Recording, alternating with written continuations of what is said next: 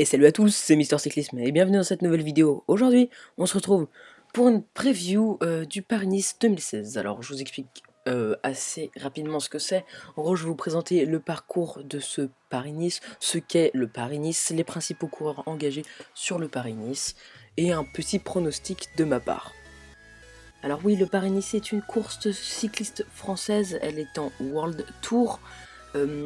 À la base, elle s'étendait de Paris à Nice, mais maintenant c'est des petites villes à côté de Paris jusqu'à Nice. D'ailleurs cette année, la course part de Conflans-Sainte-Honorine, à quelques kilomètres de chez moi. Je pourrais vous filmer des images comme dit dans le hors-série numéro 3, et je vous ferai une petite vidéo là-dessus. Nous allons maintenant parler des principaux coureurs engagés sur ce Paris-Nice. Pour la team Dimension Data, nous avons Tyler Farrar, Jacques Jonse van Rensburg, et Reggie Gui, je sais plus son prénom. Donc voilà, une petite équipe, pas de gros coureurs engagés. Pour l'Allemagne, nous avons le surprenant Tom Dumoulin qui se découvre une passion pour la montagne et pour devenir un leader de grand tour.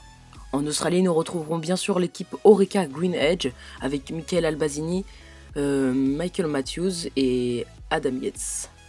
En Belgique, avec l'Ethics Quick Step, nous avons Tom Boonen ou encore Marcel Kittel. En Belgique, nous avons aussi la Lotto Soudal, avec notre français Tony Galopin, Thomas Derent et André Greipel. La Movistar qui n'a engagé que des petits coureurs, avec notamment Alex Dowsett et José Joaquim Rojas. États-Unis, avec 3 équipes engagées, la BMC Racing Team avec Richie Porte, Juan Denis et Philippe Gilbert, la Cannondale avec notre français Pierre Roland et Tom Yelteslacter ainsi que Andrew Talensky, et la Trek Segafredo avec Laurent Didier et Franck Schleck. En France, beaucoup d'équipes engagées avec Romain Bardet pour la G2R la mondiale, accompagné par Vuillermoz et le surprenant Alexis Goujard qui se démerde pas du tout mal sur les pavés. La nouvelle Fortuneo Vital Concept avec Pierrick Fedrigo et Eduardo Sepulveda.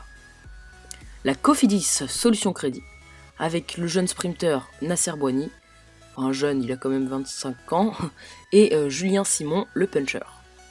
La FDJ qui n'aura pas mis Thibaut Pinot, simplement Arnaud Desmar et Arthur Vichot. La nouvelle aussi, Direct Energy, qui a engagé sont ses 2 leaders, Sylvain Chavanel et Thomas Vauclair, et la Delco Marseille Provence KTM avec Leonardo Duque et Yannick Martinez. En Grande-Bretagne, vous en doutez, c'est bien sûr la Team Sky qui a engagé son leader qui lui aussi, comme Tom Dumoulin, se plaît en montagne et en chrono. Geraint Thomas, le surprenant, qui a mené Chris Froome à la victoire sur le Tour de France, accompagné de l'ancien leader de l'Euskatel Euskadi, Michael Nieve. En Italie, bien sûr, la Lampre Merida avec Rui Alberto da Costa pour le Portugal et Luis Mentiès, le jeune sud-africain très prometteur. Passons au Kazakhstan, vous en doutez, l'Astana Pro Team aussi avec Lars Boom, Luis Leon Sanchez et Liu Vestra. Les Pays-Bas avec la Team Lotto NL Jumbo avec Wilco Kederman, on attend vraiment de grandes performances de ce coureur, et Stevan Kruijswijk. En Russie avec la Team Katusha qui a engagé le sprinter norvégien Alexander Kristoff, le slovène Simon Spilak et le jeune russe Ilnur Zakharin. En Russie, nous avons aussi l'équipe Tinkoff qui a engagé Alberto Contador, qui n'était pas venu sur les routes du Paris-Nice depuis 5 ans, après l'avoir remporté 2 fois. Il y a aussi Majka, le Polonais talentueux. En Suisse, pour finir, la Yam Cycling avec Jérôme Cobel et Stéphane Denifel. On se retrouve pour les profils des étapes en détail, avec tout de suite cette première étape entre Conflans-Sainte-Honorine et Conflans-Sainte-Honorine.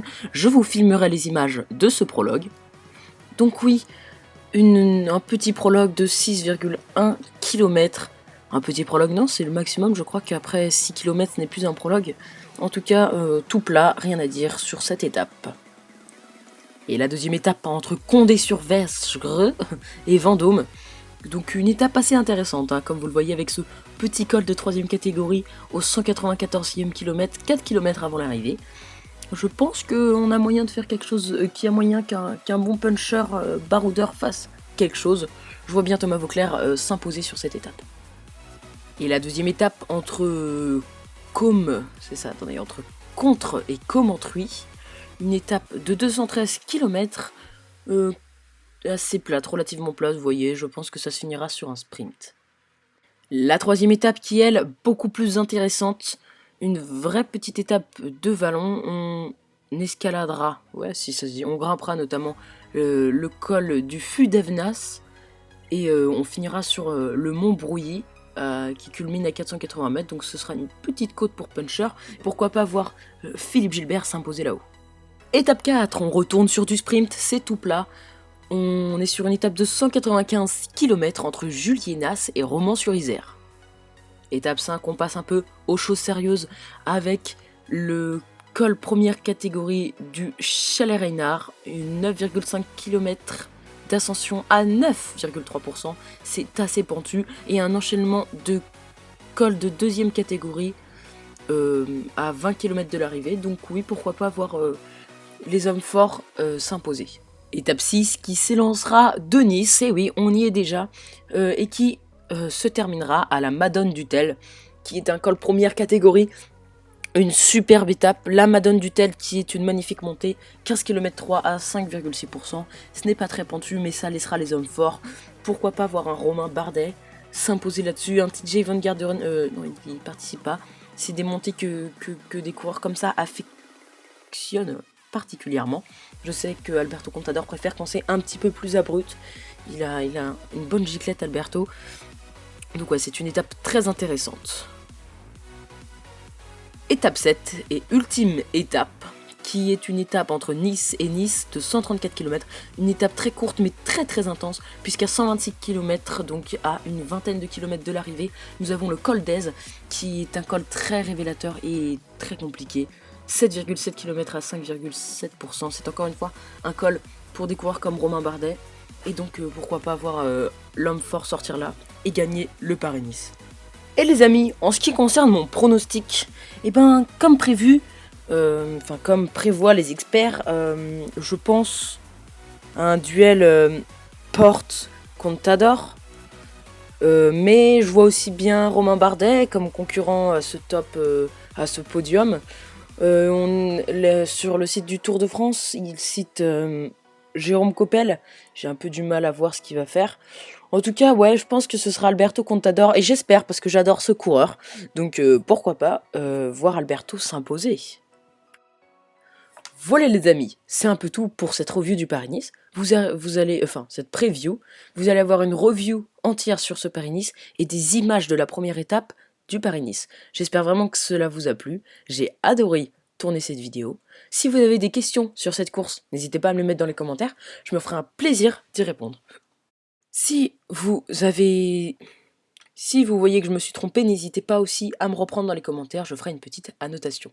Merci à tous de m'avoir suivi pour cette vidéo, à bientôt pour une nouvelle vidéo. Salut!